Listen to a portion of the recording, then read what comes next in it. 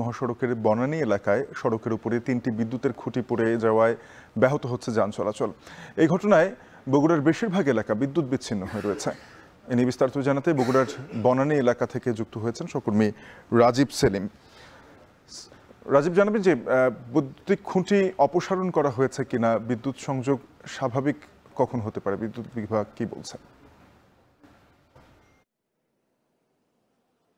শাফিন, এই যে বনানী এলাকায় একটি খুঁটি পড়ে যায়, সেই খুঁটির সাথে তারের যে সংযোগ থাকে সেই কারণে আরও 3টি খুঁটি ক্ষতিগ্রস্ত হয়। সব মিলিয়ে 4টি খুঁটি ক্ষতিগ্রস্ত হয়েছে এবং একটি খুঁটি মহাসড়কের পাশেই পড়ে যায় এবং সেই কারণেই সেই তার একেবারে মহাসড়কের মাঝামাঝি থাকার কারণে যান চলাচল ব্যাহত হয়। যান চলাচল সকাল থেকেই যান চলাচল বন্ধ ছিল। কিছুক্ষণ আগে আমরা দেখেছি যে ওয়াবদার যে খুঁটিগুলো পড়ে গেছে, এখানে তাদের কর্মীরা এসেছেন এবং সেই তার অপসারণ এরই মধ্যে শেষ হয়েছে। 10 মিনিট আগে তার অপসারণ শেষ হয়েছে এবং যান চলাচল স্বাভাবিক হয়েছে।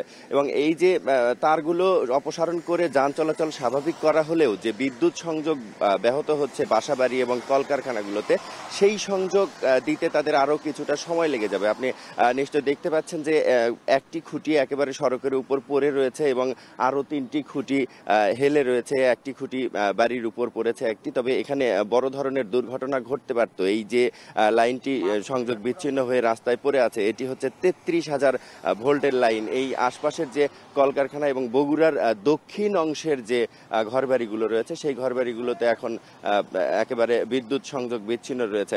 আমরা ওয়াবদার লোকজনের সাথে কথা বলেছি, তারা আমাদেরকে জানিয়েছেন যে এই খুঁটিগুলো স্বাভাবিক করতে, খুঁটিগুলো দিয়ে বিদ্যুৎ সঞ্চালন করতে তাদের কয়েকদিন পর্যন্ত সময় লেগে যেতে পারে। আর আমি একটু জানিয়ে রাখি যে বগুড়াতে এই মাসে এবং গত মাসে বেশ বৃষ্টি হয়েছে। তবে গত রাতে যে বৃষ্টি হয়েছে সেই বৃষ্টির পরিমাণটা খুব বেশি। গেল রাত 3টা থেকে আজকে সকাল 9টা পর্যন্ত 98.2 মিলিমিটার বৃষ্টিপাত হয়েছে এবং এই বৃষ্টিপাতের কারণে কিন্তু মাটি নরম হয়ে যাওয়ার কারণে বিদ্যুতের খুঁটি পড়ে গেছে। এছাড়া আমরা আরও যে ঘটনাটি শুনেছি, আরও একটি দুঃখজনক একটি ঘটনা রয়েছে ফুলতলাতেই। এখান থেকে ঠিক 1 কিলোমিটার পাশেই একটি ঘটনা ঘটেছে যে মাটির একটি ঘর, সেই ঘরের দেয়াল ধসে একজনের মৃত্যুর ঘটনা ঘটেছে। এই যে এখন এইরকম যে ঘটনা ঘটছে, এই ঘটনাগুলো আসলে বৃষ্টিপাতের কারণে। শুধুমাত্র এই রকম দুর্ঘটনা নয়, বগুড়াবাসী বৃষ্টির কারণে বিভিন্নভাবে ভোগান্তিতে রয়েছে। বগুড়ায় যে রাস্তাঘাটগুলো রয়েছে পৌর এলাকার, এই রাস্তাঘাটগুলো খানাখন্দে ভরা, সেখানে পানি জমে যানবাহনগুলো তো ক্ষতিগ্রস্ত হচ্ছেই, সেই সাথে জলাবদ্ধতাও রয়েছে। বগুড়ায় যে পরিমাণ জলাবদ্ধতা রয়েছে তাতে দুঃসহ হয়ে উঠেছে মানুষের চলাচল। এই ছিল আমার কাছে বগুড়া থেকে বৃষ্টিপাত এবং এই দুর্ঘটনাগুলোর সব শেষ খবর। রাজীব সেলিম যুক্ত হয়েছিলেন বগুড়া থেকে। এদিকে নাটোরের চিনিকলের নিরাপত্তা প্রহরীদের অস্ত্রের মুখে